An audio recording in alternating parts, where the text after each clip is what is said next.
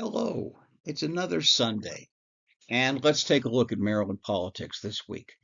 You know, after 400 years, it looks like Angela is going to win the U.S. Senate race. I believe the first African in Maryland landed at Annapolis in 1620, no, excuse me, 1619. So it's over 400 years. They built Maryland. They built the homes. In many cases, they built the streets. They built the infrastructure. We still see people who are coasting on the inherited money they got through slavery. But we've never had a black woman senator. We have our first black governor, but out of 10 members of Congress, 8 congressmen, and 2 senators, we don't have any women right now. So it looks like Angela has got this thing locked up. Let's go over the poll results because I think that gives us a trend line. It gives us an idea of what's going on right now. Okay, going back over the last 5 major polls. September 23rd, Angela plus 10. The 28th, plus 9. October 15th, Angela plus 13. The 21st, Angela plus 14. The 22nd, Angela plus 12. Keep in mind that it looks like she dropped, but that drop is within the margin of error. So in September, she went from 10 down to 9. That's more likely um, symptom of the polling and the sample group than anything else. It's been good, steady increases in her probable vote, and she's looking real good right now. People liked Larry Hogan at the beginning of this. During the primary, he was at a 63% over Angela's, whatever it was. Um, he was up by 25% over Angela.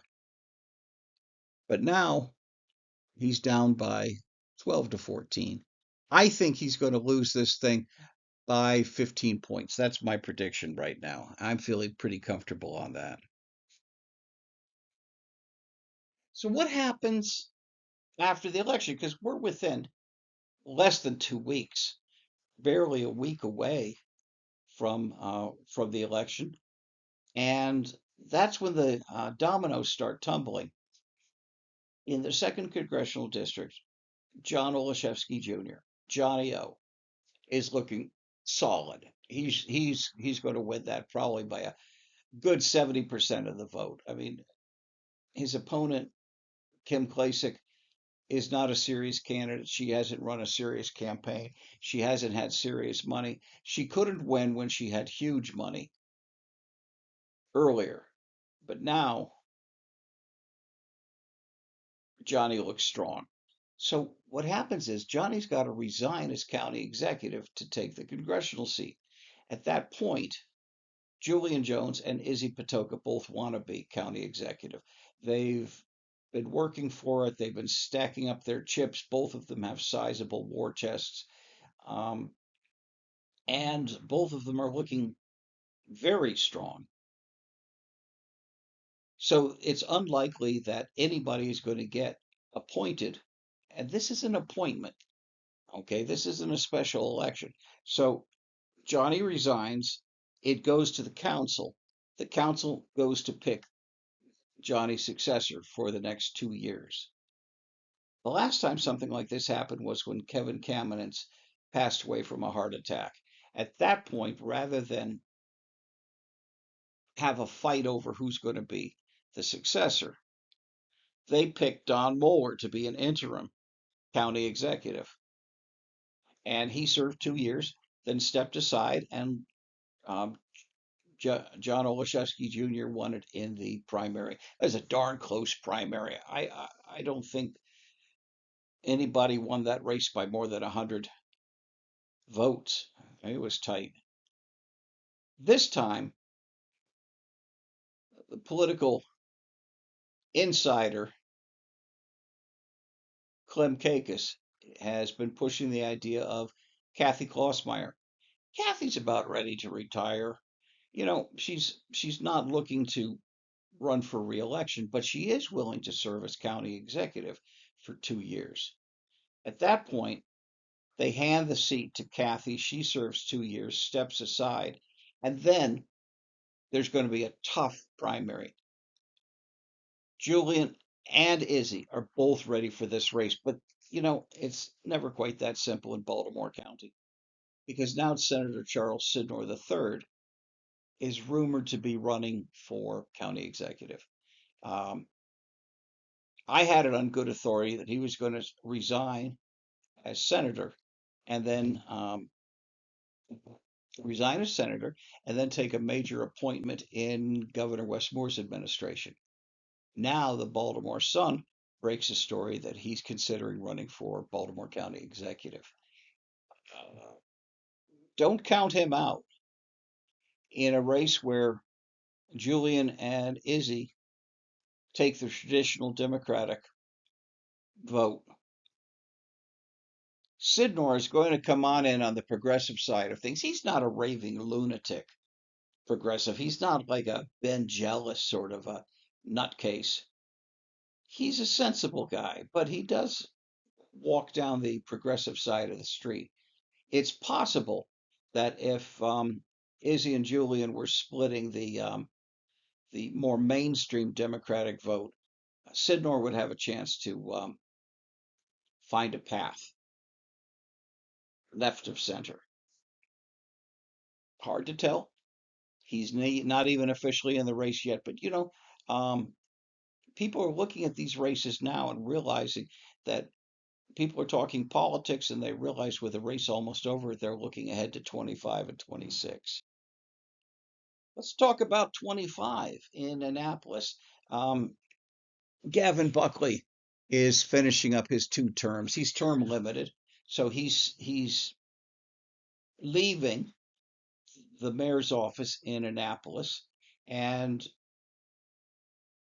Jared Littman um, has been running for a while. He got into this very early. He wanted to make it clear that he's running for mayor, and right now he's the guy to beat. I'm getting word from political insider Clem Kakis that everybody is lining up behind Jared Littman. I saw that Stuart Pittman had endorsed him. I'm not sure if Mayor Buckley has endorsed yet, but that's supposed to be in the works. Um, Jared's a solid guy. He's a lawyer. He practiced law for 7 years. He was a county prosecutor in Montgomery County. He's a respected person. He did a clerkship for a judge. And solid all the way around. But he met the love of his life, ended up marrying her, and after a while, they moved back to Annapolis, and they took over her family's True Value hardware store. So he's going to be tough to beat. He's going to be a very strong candidate for mayor. So far, I've been talking about Democrats. Let's talk about a Republican. Jessica Hare is an interesting person. Jessica was county council, Anne Arundel County, District 2, ran for county executive, and got savaged by both the Republicans and the Democrats. Herb McMillan really went out of his way to hurt her. Herb is a Republican, but he was an unpleasant person in that race, and he set out to destroy Jessica. Enough that she just barely lost the race to Stuart Pittman, the Democrat. Um, Jessica's sort of an old-fashioned Republican. Um, she's conservative, she's sharp, and she's got the credentials. She's a partner in a national law firm, and she's not only a lawyer, but I believe she's also um, a civil engineer. She's got solid gold credentials. She could make a lot more money if she focused on law, but She likes politics. She lost the county executive's race. And now the indications I'm getting are that Jessica's going to be running for governor. She's trying to build a coalition on a statewide basis, much like Hogan did for the 2014 race. Um, she's smarter than Hogan. And, I don't want to be judgmental, but I think she's better looking than Governor Hogan was too. So she's a serious player. She's going to be somebody to watch in this whole thing. Um, it's probably going to be another ugly race. There's probably going to be people trying to smear her. They're going to try and paint her as a country club Republican, or they'll try and paint her as a MAGA Republican, or one of the things, if any of you have ever been on a farm and you've seen chickens, if a chicken gets a spot of blood on it, just a little bit of blood, all the other chickens in the flock attack and try to kill that first chicken. But the problem is when they attack the first chicken, blood gets on everybody and a flock can destroy itself in just a brutal bloodbath. That's a lot like how Republicans do primaries in Maryland. They can't stand to see anybody who's a good, solid candidate with a chance to win. They all want to pick them and claw and scratch them and destroy them. That's probably what's going to happen to Jessica because Republicans are goofy on this stuff. I don't know why they don't want to win, but they don't want to win. They don't run candidates that the public likes. If you don't run a candidate that the majority of people can vote for, you're not going to win. Let's talk a little bit about the possibility that Governor Westmore takes a cabinet position for President Harris. Hopefully, Vice President Harris will be President Harris very shortly. So Harris appoints Wes. Wes leaves to become a cabinet secretary, resigns the governorship. At that point, Aruna Miller is instantly governor. That's the way this thing works. The moment Wes signs off, she becomes governor. She doesn't have to be sworn in or anything else. It's just automatic. At that point, um, then the war of succession starts. Aruna runs for governor in 2 years. Brooke Lehrman wants that job. She's wanted that job since she was a little girl. I mean, her father has been coaching her to be governor. Um, easily back. Someday I'm going to tell the story about Brooke and the medical procedure and what her father told her, but not today. That's not the day for that story. But I will have to tell that sooner or later. So anyway, Brooke's going to run against Aruna. That leaves the comptroller's office open. At that point, the best qualified person in Maryland to run for comptroller is State Treasurer Derek Davis. Davis has got the credentials. He's solid. He would make a great comptroller, but he might end up getting appointed lieutenant governor, or he might end up doing a number of things, or he might just want to stay treasurer because he's got the treasury running perfectly. So who's going to be comptroller if Brooke goes for governor and Davis doesn't run, even though he's the best qualified person?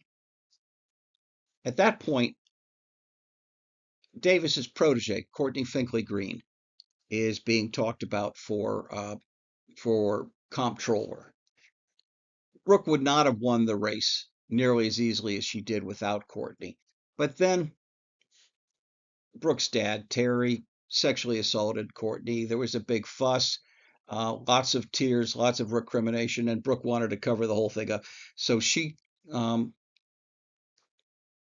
decided not to give Courtney a position of authority in her administration and claimed Courtney was incompetent, didn't have the education or the experience or anything else. She just didn't have what it took to be senior staff at the comptroller's office, period, which was a load of malarkey. She didn't want to admit that her father had assaulted Courtney, so she thought she'd get rid of her. period. She never counted on the fact that State Treasurer Davis would scoop up Courtney and put her in charge of Maryland 529. Now, Maryland 529 was a disaster. Um, it was a laughing stock. I mean, they didn't know how much money people had put in. They didn't know how much interest there was. They didn't know how to disperse the funds. They didn't know anything. It was just a nightmare. And the Maryland General Assembly basically shut it down, handed it over to the treasurer, and then the treasurer was expected to fix it. Well, the treasurer can do anything. He's probably the most competent person in state government over the last 30 years. So he turned it over to Courtney. Now, keep in mind, it was about the worst in the country. Just recently, Maryland 529 was rated #1 in the country by CNBC. The national NBC Business News, they said it's the best in the country. And that's pretty darn impressive. People know that the comptroller's office needs that level of efficiency. So, waiting to see what happens, but it's going to be a wild ride. And now that's the end of my program for this week. I wanted to remind people, you know, it's wonderful going to Jimmy's Famous Seafood. It's a great restaurant. The food's wonderful. But did you know you don't have to go to the restaurant to get their food? I mean, they'll ship it to you packed in dry ice. I just got a box of it myself. Um, but not only that, but you can also try the food truck. This has been, I think, Peter Franchot did one of his campaign fundraisers. Um, of all places, at a drive-in movie theater, and then brought in the Jimmy's Famous Seafood truck to cater the event. People love Jimmy's. The crab cakes, the steamed clams, steamed crabs, the seafood's wonderful. And keep in mind, if you have seafood needs or if you're just hungry, consider Jimmy's Famous Seafood. And that's it for this week.